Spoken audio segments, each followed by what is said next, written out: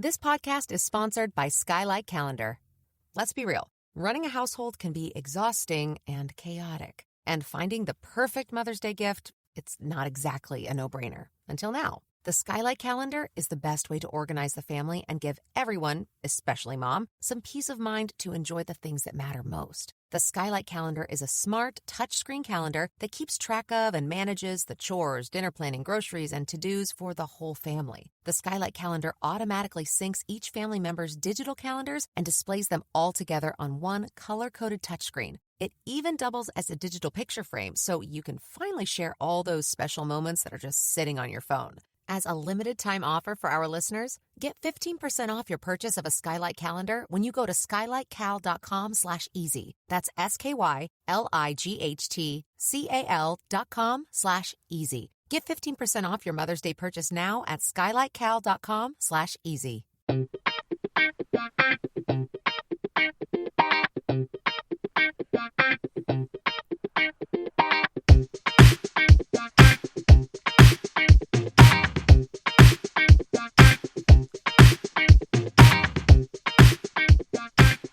Hello, and welcome back to the Curious Kid Podcast. Before we get into this week's topic, there are a few things to cover. Last week we got curious about bugs. Towards the end of the episode, we discussed the declining numbers of insects worldwide and the potential risk of extinction. It made me really sad. It did. Olivia has a really big heart, and she felt bad for the insects because she didn't want them to go away. But there are two reasons why she doesn't need to worry.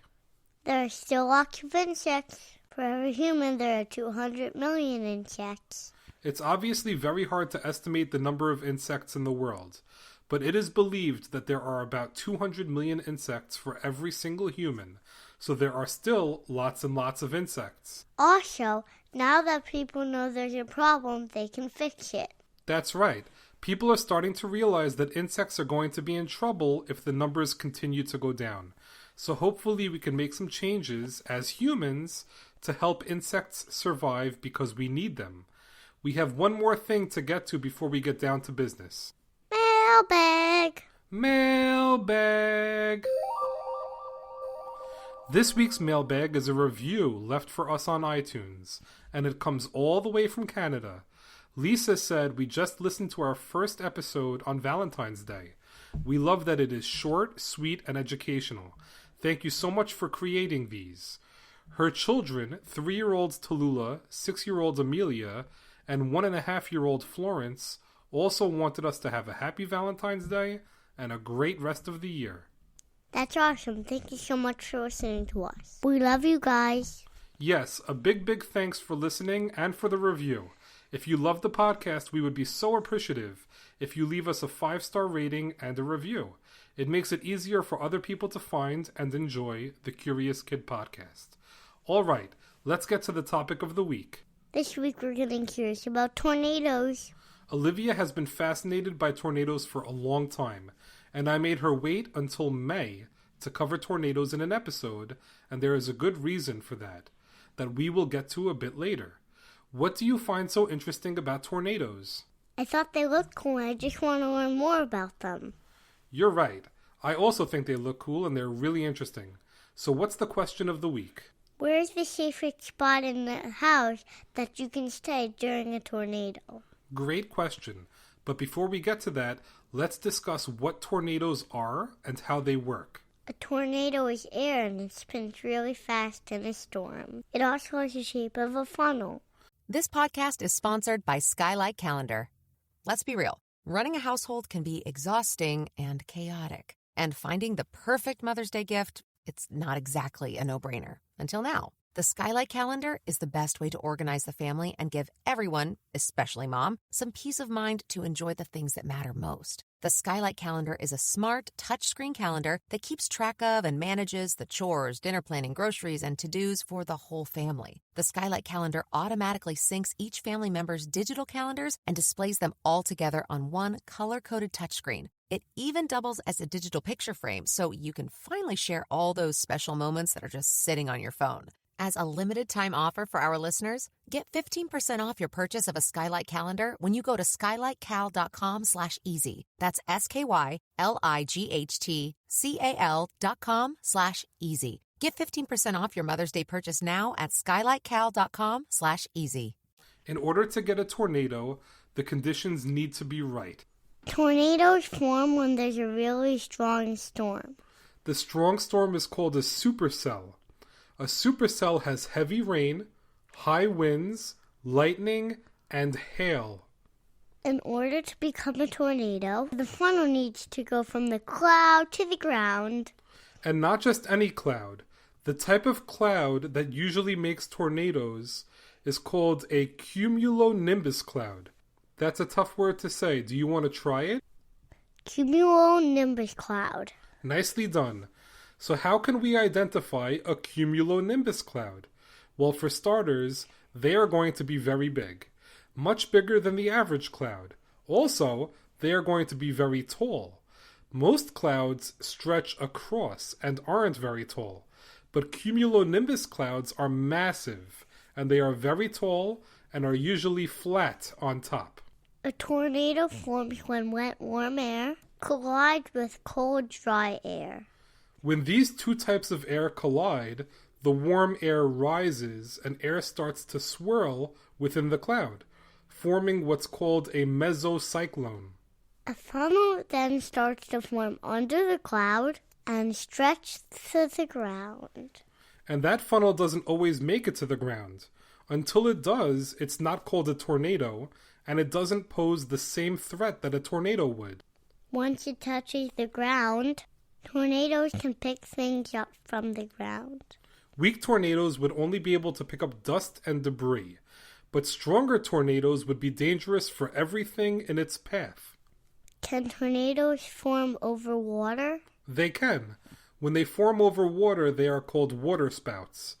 These waterspouts are usually weak tornadoes and don't cause much damage because they are weak and they occur over water. How do we know how strong tornadoes are? Well, they are measured on something called a Fujita scale that goes from F0 to F5. An F0 tornado causes very little damage, and an F5 tornado causes lots of damage. In an F0, winds are less than 73 miles per hour, and minor damage occurs, like branches breaking off of trees. In an F1, winds are less than 113 miles per hour, and these tornadoes can damage roofs. In an F2, winds are less than 158 miles per hour, and these tornadoes can rip trees out of the ground. In an F3, winds are less than 207 miles per hour, and these tornadoes can lift cars off the ground. In an F4, winds are up to 260 miles per hour, and these tornadoes can knock houses down. In an F5, the winds are even stronger, and these tornadoes destroy everything. This is very scary. Do we have to worry about tornadoes? No, for a few reasons. First, we don't live in an area that gets lots of tornadoes. New Jersey only has about 2 tornadoes a year. And those tornadoes are usually F0 and F1 tornadoes. There is a section of the United States called Tornado Alley that runs down the center of the country. That's where most tornadoes occur. An average of about 1,200 tornadoes take place in the United States every year, and more than 10% of those take place in Texas. The states that average 50 or more tornadoes per year are Texas, Kansas, Oklahoma, Florida, Nebraska, Illinois, and Colorado. The second reason why we don't need to worry about tornadoes is that we thankfully know what to do if there is the chance for a tornado. When a tornado might happen, you're going to get a tornado watch or warning. A tornado watch means that conditions outside can possibly create a tornado, although a tornado has not been spotted. A tornado warning means you need to take action because there is a tornado. These alerts are really important, so take them seriously when you get one, to protect yourself and your family. If you live in Tornado Alley, you might have a tornado shelter, usually underground, to go to during a potential tornado. If you don't have a tornado shelter and are at home, where is the best place to go during a possible tornado? You want to go to a basement. Stay far away from windows and doors. And if you don't have a basement in your home, take shelter under a heavy table or desk.